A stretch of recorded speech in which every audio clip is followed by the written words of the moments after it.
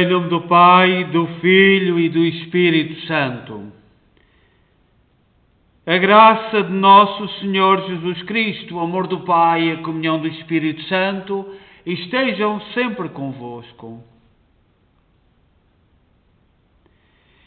Encontramos-nos nesta manhã para fazer a nossa oração e vos saudar todos aqueles que vão parar um pouco nas suas vidas e permitir que o Espírito de oração também entre na casa de cada um através deste meio de comunicação social, através da internet.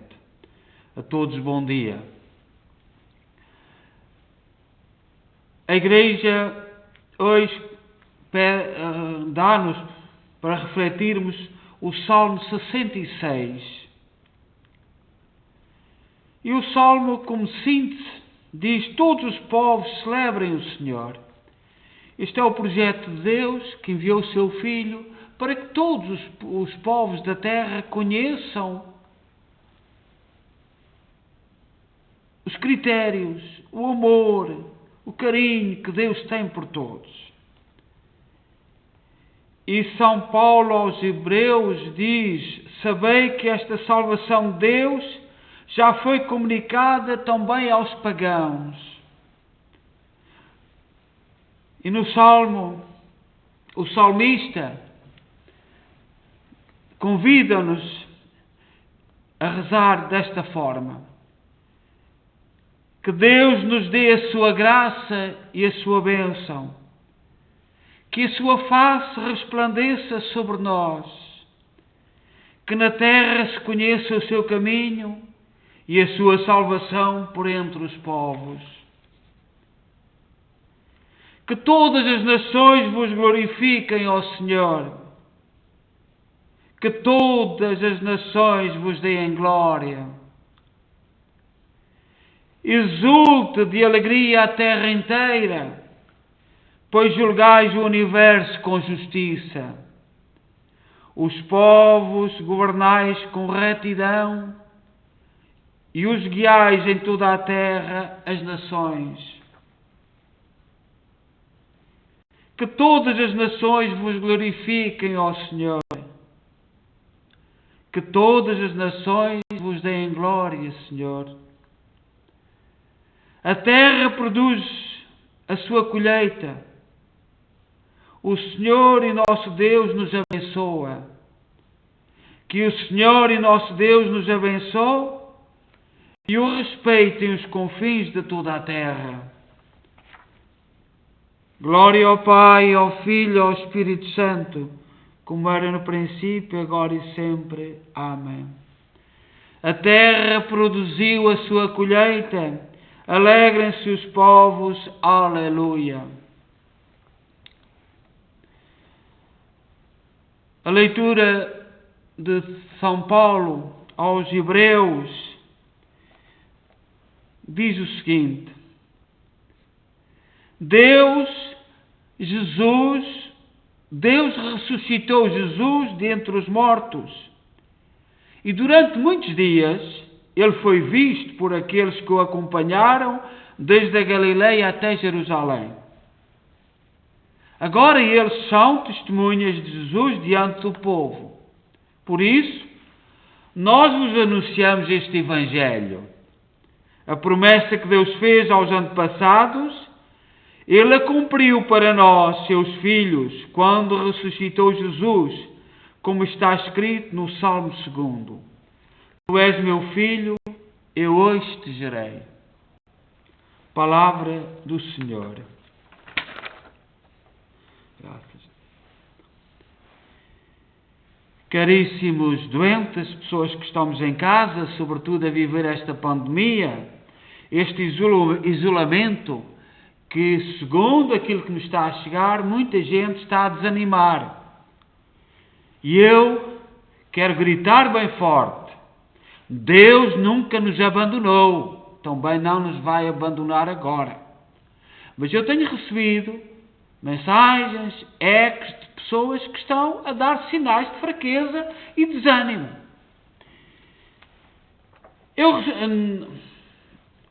Hoje vi um artigo escrito em português por um senhor Olivier Roy, não sei se é o nome dele, se é um pseudónimo com que se assina como artista, como jornalista, escrito num jornal que se recusou a receber o subsídio do governo, dinheiro que veio da Europa, isto é em Portugal, mas poderá ser alargado a todos os outros países.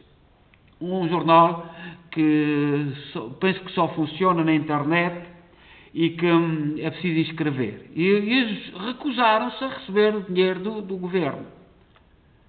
E só por isso, não sei com o tempo qual é a linha que seguem, mas só por isso, por terem a coragem de recusar, nós devemos fazer uma vénia. Eu faço uma vénia à decisão que este jornal tomou.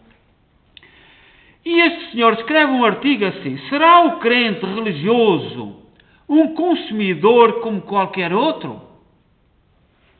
Eu repito, isto é o título deste jornal, deste senhor Olivier Roy, que faz esta interrogação. Será o crente religioso um consumidor como qualquer outro?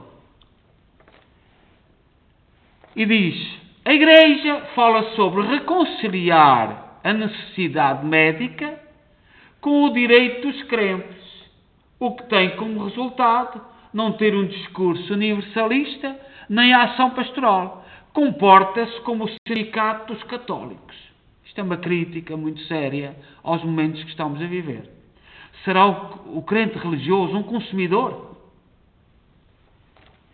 Perante este vírus, as grandes religiões, o cristianismo, o islão, o judaísmo, reagiram, pelo menos na Europa e no mundo ocidental, da mesma maneira. Os clérigos e as instituições apelaram aos fiéis para seguir as normas sanitárias impostas pelos Estados laicos, o que implica uma quase interdição da prática religiosa coletiva.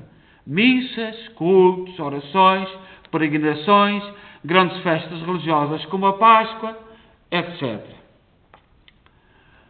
O argumento utilizado para convencer os fiéis foi um princípio de ética religiosa proclamado pelas religiões. É necessário não pôr em causa a vida dos outros. É um argumento não apenas religioso, mas é também partilhado pelos não crentes. É um argumento mais da ética do que da religião, da teologia. Houve personalidades religiosas minoritárias, conservadoras, como diz o artigo, que se opuseram a esta suspensão, negando a importância da epidemia e vendo-a como um sinal da ira de Deus. Entre os primeiros estiveram alguns evangélicos e alguns católicos, que este artigo diz que estão aliados do Trump e do Jair Bolsonaro no Brasil, mas também católicos conservadores e o ministro de Saúde de Israel, rabino ultra-ortodoxo, portanto, o ministro de Saúde de Israel. Entre os segundos manifestam-se alguns católicos mais radicais que veem na epidemia a expressão da ira de Deus contra o casamento homossexual e o aborto, etc. Este clube, diz o artigo, pessimistas, também tem alguns islâmicos. Mas este tipo de argumento rapidamente mudou quando perceberam que muitos dos primeiros aglomerados da infecção eram precisamente eventos religiosos coletivos e que os bons crentes não estavam protegidos da epidemia, a devastação entre muitos islâmicos, judeus, etc. Em abono da verdade, devemos dizer que algumas reuniões evangélicas ocorreram antes da epidemia que aconteceu. Mas tanto a negação da epidemia quanto o discurso apocalíptico fracassam porque a epidemia está lá e porque os falsos profetas foram vistos como ridículos ou ainda pior como fanáticos, inclusive nas suas próprias comunidades. As grandes instituições religiosas, por seu lado, esforçam-se para não negar a epidemia e negar também os discursos proféticos apocalípticos. Em França, a Conferência Episcopal, o Rabino-Chefe, o Conselho Francês de Muçulmano, a Federação Protestante transmitiram de maneira inequívoca e sem reservas as instruções do governo e deram instruções para permitir que os crentes se submetessem a eles, mesmo estando perto de 3 festas religiosas, como a Páscoa, o Peixá e o Ramadão. E os fiéis seguiram o conselho. Mas agora levanta-se outra questão. No entanto, depois da Páscoa, um desconforto inicialmente latente acabou por ser expresso abertamente entre muitos católicos. Porque manter as igrejas fechadas e os fiéis concordam em tomar precauções. A razão é que o Estado não considera a prática religiosa como uma necessidade essencial, que justifica a abertura dos locais de culto. E a Igreja Católica percebeu este horror. E muitos católicos estão a perceber este horror. As autoridades políticas não veem a religião como uma necessidade essencial. Colocam a religião ao lado de ir ao McDonald's, ao lado de ir tomar um café ao Tim Hortons, aqui no Canadá. E isto está a levantar algumas interrogações. E a primeira interrogação perante o desânimo que eu estou a ver em alguns cristãos é esta: estaremos a fazer bem? Depois de passar a pandemia, muitos jovens, reparai, os idosos estão confinados, com medo, sabem que são as primeiras vítimas, muitos estão a entrar em desespero, em desânimo, em solidão feroz. Os jovens continuam por aí e a grande pergunta é esta: será que nós estamos a deixar-nos conduzir e o fenómeno religioso, a necessidade religiosa, será então como ir ao McDonald's? Será a mesma coisa? Será que estamos a fazer bem em relação aos nossos idosos?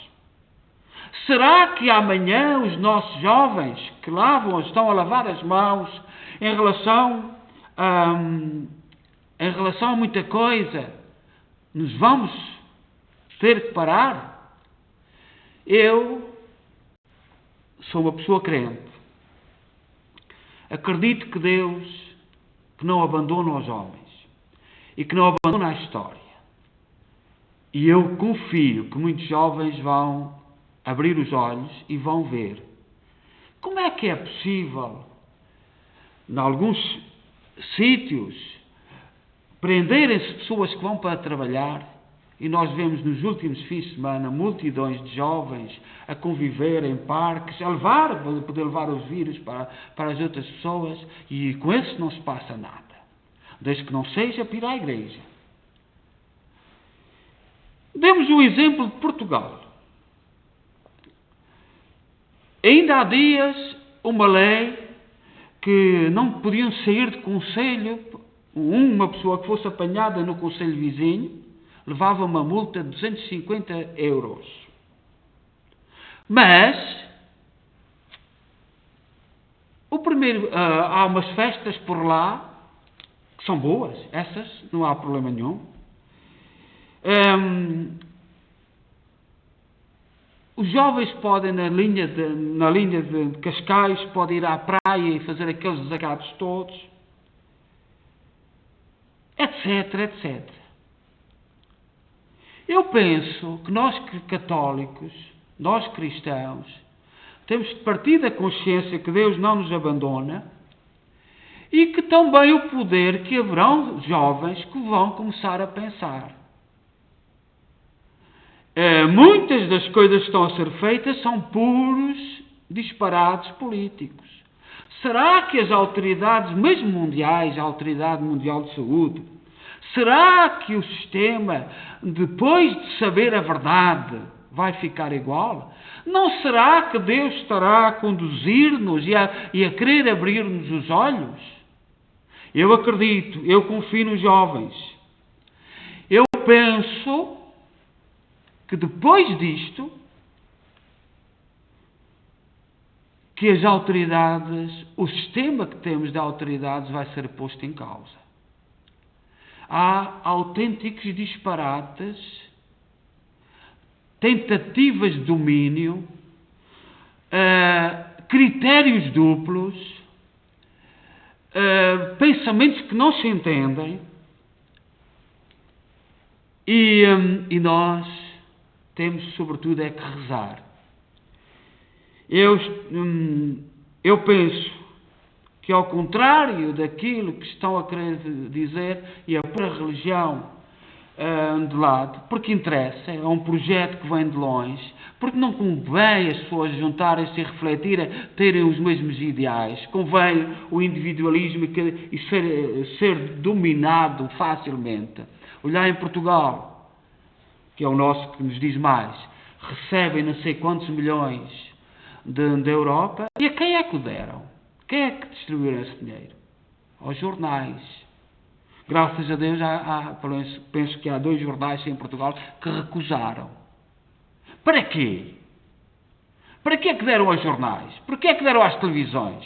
O ordenado de alguns senhores e senhoras da televisão é vergonhoso perante a fome, a perca de emprego de muitas famílias. Por que é que deram aos jornais? Por que é que deram aos bancos? E será que os nossos jovens não vão abrir os olhos? O que é que a religião mete medo? O que é que a religião, o juntar as pessoas, incomoda? Muita coisa está a vir ao de cima. E nós, cristãos, temos que pensar. Temos que refletir.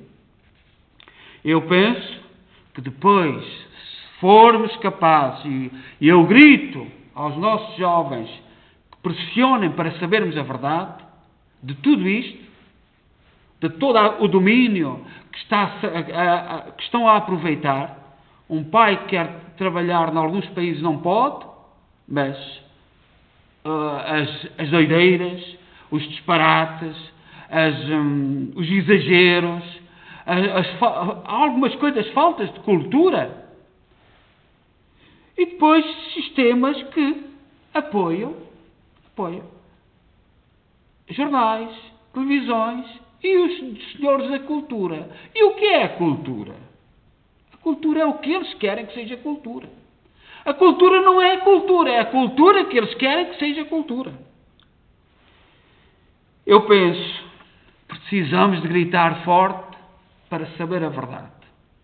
E que os nossos jovens pensem, que parem. Será que aquilo que estamos a fazer aos mais idosos é correto? Será que aquele sacrifício que eles estão a fazer, que toda a vida fizeram sacrifícios, para tu andares por aí, para tu fazeres o que queres e não seres capaz de parar, de refletir, pensar, será que é certo? Eu sei que a Igreja se tem que preparar para o martírio. Sei.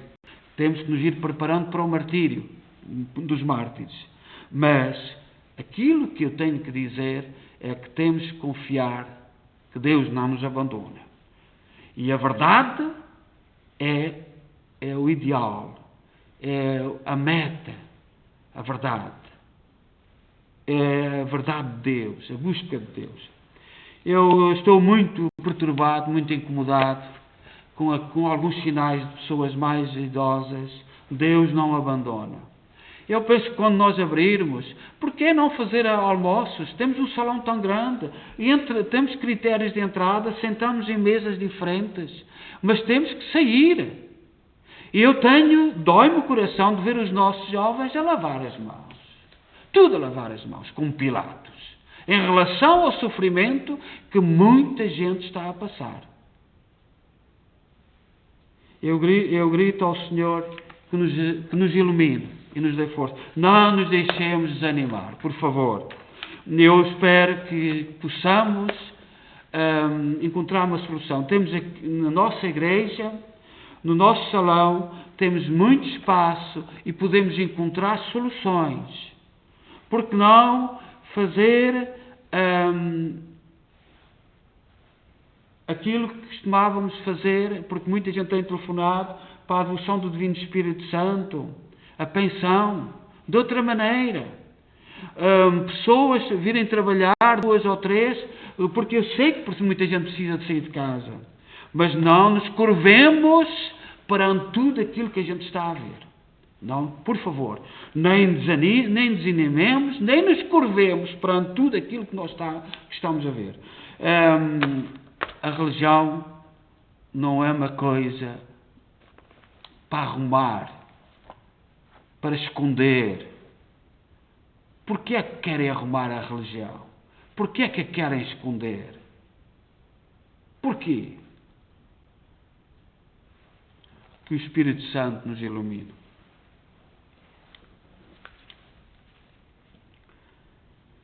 Glorifiquemos a Cristo, nosso Senhor, que prometeu enviar o Espírito Santo que procede do Pai, e rezemos. Senhor Jesus Cristo, dai-nos o vosso Espírito. Senhor Jesus Cristo, que a vossa palavra habite plenamente em nós, para sempre vos louvarmos com salmos, hinos e cânticos espirituais. Senhor Jesus Cristo, dai-nos o vosso Espírito. Vós que pelo Espírito Santo nos tornastes filhos e filhas de Deus, ensinai-nos pelo mesmo Espírito a invocar junto convosco a Deus, nosso Pai. Senhor Jesus Cristo, dai-nos o vosso Espírito. Inspirai com a luz da sabedoria todas as nossas ações e palavras, a fim de que tudo quanto fizermos seja para a maior glória de Deus. Senhor Jesus Cristo, dai-nos o vosso Espírito. Vós que sois compassivo e misericordioso, ajudai-nos a viver sempre em paz com todos. Senhor Jesus Cristo, dai-nos o vosso Espírito. Pai nosso que estais nos céus, santificado seja o vosso nome. Venha a nós o vosso reino. Seja feita a vossa vontade, assim na terra como no céu. O pão nosso de cada dia nos dai hoje. Perdoai-nos as nossas ofensas, assim como nós perdoamos a quem nos está ofendido, e não nos deixeis cair em tentação, mas livrai-nos do mal. Oremos. Ó Deus, que não cessais de elevar à glória da santidade os vossos fiéis e prudentes, concedei que nos inflame o fogo do Espírito Santo, que ardia no coração de São Filipe Neri, por nosso Senhor Jesus Cristo, vosso Filho, na unidade do Espírito Santo. Amém. O Senhor esteja convosco. Abençoe-nos Deus Todo-Poderoso, Pai, Filho e Espírito Santo. O Senhor nos abençoe, nos livre de todo o mal e nos conduz à vida eterna. Desejo a todos um bom dia e que não nos deixemos desanimar. Já passámos muitas tempestades nas nossas vidas. Muitos imigrantes, ao emigrar com uma mala de papelão, lutou-se, venceu-se, triunfou-se, sempre com confiança em Deus. Não nos deixemos ludibriar. Todos bom dia.